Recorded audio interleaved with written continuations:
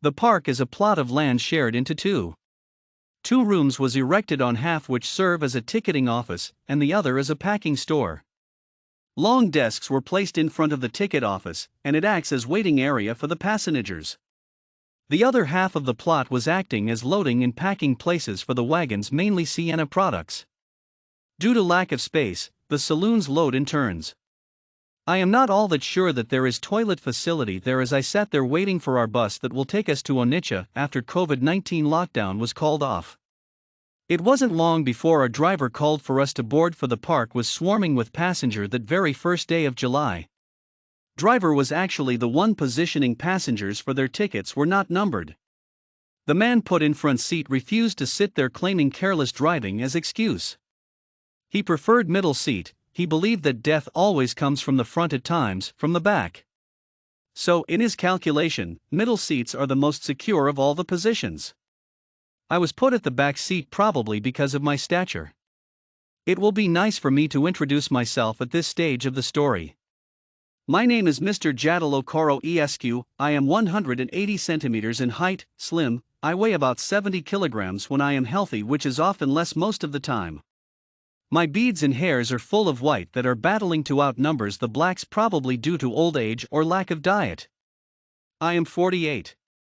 Sagittarius and public administrator.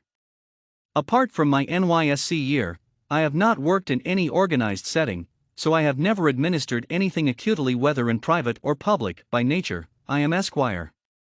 I like that title. No one will ask envious questions without appearing stupid. I am an importer and an introvert too. I recently returned from abroad where I spent years buying and exporting things back to Nigeria. I found out that while abroad, my host country don't feel comfortable with me around. They were wondering what kind of creature I am.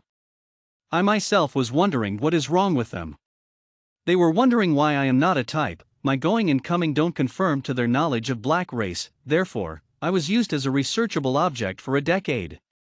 Enough of myself. Our driver seemed to be careful type, so there was no need for middle position passengers to worry about. After 2 hours, we stopped at a filling station in Benin City, and every passenger used the opportunity to ease ourselves and refreshed up. Our middle seat guy seems to be having internal problem. He was the only one that asked the driver to stop for him to ease himself on 2 different occasions before we got to Benin. Over there in Benin, he was the one that delayed our journey longer than necessary, buying medicine for stomach problem. Our journey continued smoothly till we entered Delta State. The officers there seems to be wishing that the lockdown was never lifted. They were everywhere on the road. One asked our driver to park well, meaning that he should pack by the side of the road. Why are you not stopping when I asked you to? I was stopping. Stopping, why do you people think we are here for? Why, for us, sir. For you, where is your ticket? Driver handed him 100 naira. You slow down on roadblocks, do you hear me? Yes, sir. Go, go, go. We got to Onitsha around 5:20 p.m., and I must confess that I am impressed with the changes zero and the ground. Decade ago, this bridgehead was nothing to write home about. Now, it looked as if the road had been widened, tarred afresh. The drainages looked bigger and deeper, new parks created, and the environ looked neater too. Houses at both sides of the road wore fresh paints. Multitude going up and down and looked neater in comparison with the previous creatures I see around there. The street light has solar system panels on them.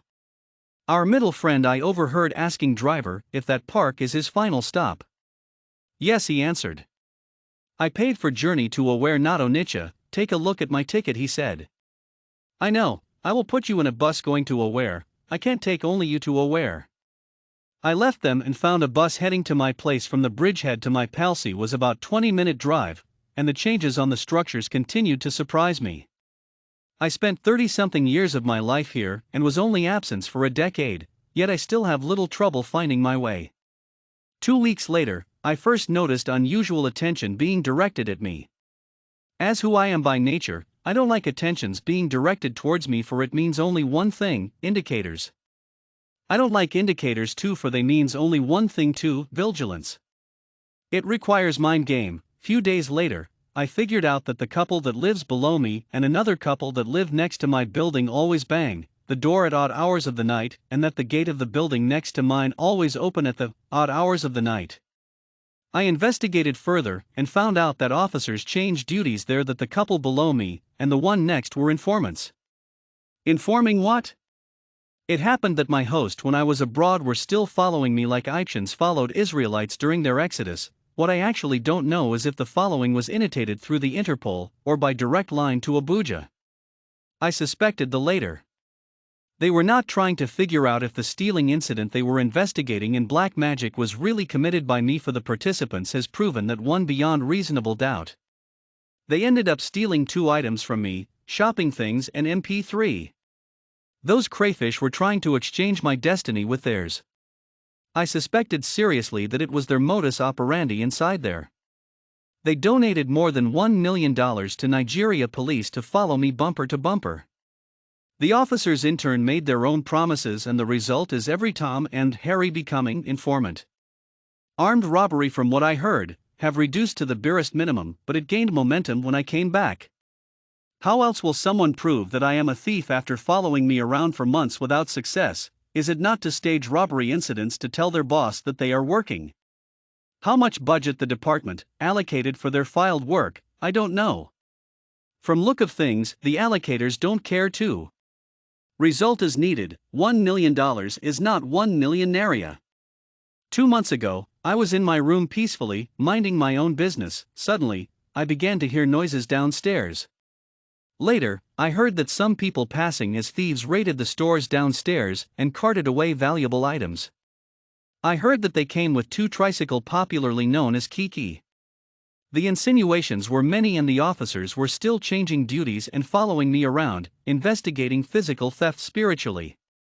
Never for a minute tried to found the culprits, for they knew that what happened was arranged, and that was the second time arranged incident like that took place there. No one have ever accused me of anything. I was forced to inquire if officers have been able to trace those thieves or their tricycle. What effort were they expending towards that direction?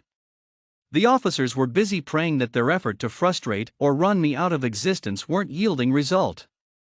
The informant living below me seems to be trying to extricate himself from the quagmire they are in. The door banging sign seems to have reduced to almost zero, and the one next building has turned to a preacher. The madman will get up by 6 and start making noise in the street, going up and down for 10 minutes, preaching Jesus and good manners, and get little confused when he has announced that his meesh has come to an end. Then something else will enter his mouth, and he will preach again for 2 minutes, and went inside. I was wondering who was investigating the people that sent Nigeria police to investigate me, and why monetary reward was involved in the investigation.